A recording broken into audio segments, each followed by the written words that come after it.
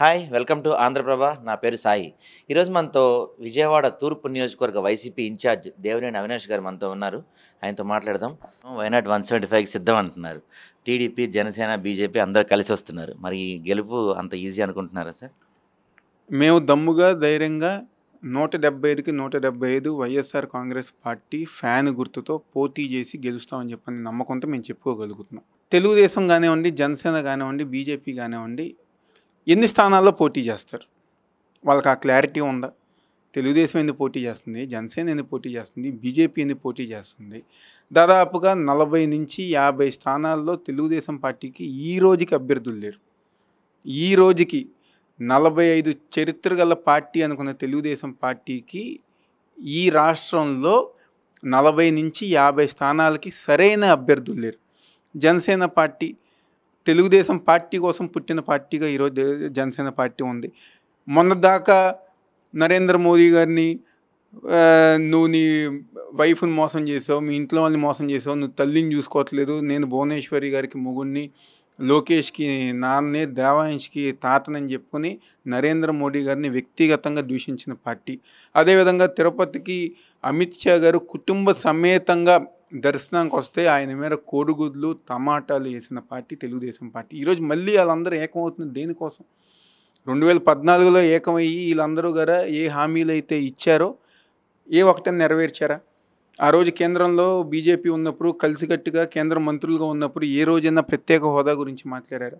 ఏ రోజన్నా చంద్రబాబు చేసే కార్యక్రమాలు ఇదిగో నువ్వు ఆ హామీ ఇచ్చావు, మా మద్దతుతో నువ్వు గెలిచావు కాబట్టి ఆ హామీ నిలబెట్టుకో అని చెప్పి ఏ రోజైనా చెప్పారా? అలాంటి కార్యక్రమాలు జరగలేదు. కేవలం ఎన్నికల సమయంలో మళ్ళీ ఏదో కలుద్దాం చేద్దాం అని చెప్పిన ఉద్దేశంగా ఉంది. కానీ జగన్మోహన్ రెడ్డి గారు ఒక నాయకత్వాన్ని ఈ ఆంధ్రప్రదేశ్ రాష్ట్రంలో ప్రజానికం గౌరవించారు, ప్రేమిస్తున్నారు, సమర్థించారు. కాబట్టి 2024లో 170కి 170 గెలుస్తామని చెప్పిన నమ్మకం మా అందరికీ ఉంది. Sir last question. మీ గురించి నియోజకవర్గంలో ఉన్న టాక్ ఏంటంటే టీడీపీ మీద చంద్రబాబు నాయుడు మీద కానీ టీడీపీ మీరు ఉన్నప్పుడు చంద్రబాబు నాయుడు ఏగా కూడా వాళ్ళనివ్వకుండా చూసుకున్న దేవినేని అవినాష్ ఈరోజు అదే చంద్రబాబు మీద తీవ్ర ఆరోపణలు, తీవ్ర విమర్శలు చేస్తున్నారు. సడన్గా ఇంత మార్పు ఎందుకు వచ్చింది? వ్యక్తిత్వంగా, మనిషిగా నేను కమిటెడ్ పర్సన్. అంటే ఒక వ్యక్తిని నమ్మినా, ఒక వ్యవస్థను నమ్మినా ఈరోజు నేను ముఖ్యం కాదు, ఆ వ్యవస్థ, ఆ వ్యక్తే ముఖ్యం అని చెప్పే కమిటెడ్ పర్సన్గా నేనున్నా. అదేవిధంగా తెలుగుదేశం పార్టీలో గారు అదే విధంగా ఉన్నాను. కానీ చూసిన విధానం, మోసం చేయాలనుకున్న విధానం, తీసి పక్కన పడేయాలనుకున్న విధానం తెలుసుకుని, గమనించుకుని మనం ఎంత కష్టపడుతున్నా, మనం ఎన్ని చేసినా, ఎందుకంటే చివరి నిమిషంలో ఎక్కడికో పంపిస్తాం, గురువారు పంపిస్తాం, అక్కడ గారు మళ్ళీ గన్నవరం వెళ్ళాలని చెప్పటం. అంటే ఒక కారుకి స్టెఫ్నీ టైర్ కనుక ఏ విధంగా ఉండి ఉపయోగించుకుని పక్కన పడేస్తారో ఆ విధంగా ఉపయోగించుకుని పక్కన పడేయాలని చెప్పిన ఒక ఉద్దేశం ఉంది. కానీ ఒక కమిట్మెంట్గా చేద్దామని చెప్పిన ఉద్దేశం లేదు. కానీ ఈరోజు జగన్మోహన్ రెడ్డి గారికి 151 స్థానాలు ఉన్న జగన్మోహన్ రెడ్డి గారికి అవినాష్ అవసరం లేదు. కానీ పార్టీలోకి చేర్చుకొని ఒక హోదా కల్పించి ఇంటికి వచ్చారు, ప్రేమగా దగ్గరికి తీసుకున్నారు, అన్ని విధాలుగా సహకరించారు, ఒక సొంత తమ్ముళ్ళగా చూసుకున్నారు, అండగా నిలబడ్డారు. 40 సంవత్సరాలు నెహ్రూ గారి వ్యవస్థ ఏదైతే ఉందో వాళ్ళందరికీ పదవుల్లో కానివ్వండి, పార్టీల్లో ప్రాధాన్యత ఇచ్చారు. ఆ విధంగా చేసిన జగన్మోహన్ రెడ్డి గారికి కమిటెడ్గా ఉండటం మా బాధ్యత.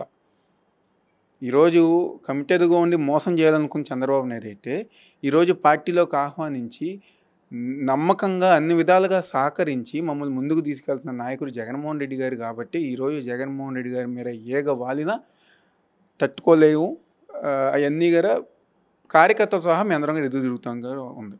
సార్ నియోజకవర్గ ప్రజలకు, రాష్ట్ర ప్రజలకు మీరు ఇచ్చే మెసేజ్?